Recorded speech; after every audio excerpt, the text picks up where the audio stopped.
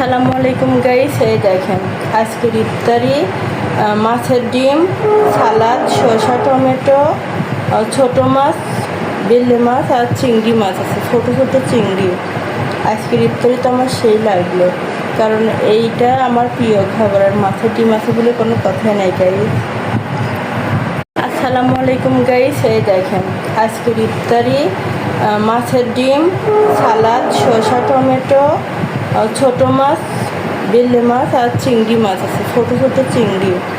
আজকের ইফতারি তো আমার সেই লাগলো, কারণ এইটা আমার প্রিয় খাবার। আর মাছের ডিম আছে বলে কোনো কথাই নাই গাইস। আসসালামু আলাইকুম গাইস, এই দেখেন আজকের ইফতারি মাছের ডিম, সালাদ, শসা, টমেটো, ছোট মাছ, বেলে মাছ আর চিংড়ি মাছ আছে, ছোট ছোট চিংড়ি।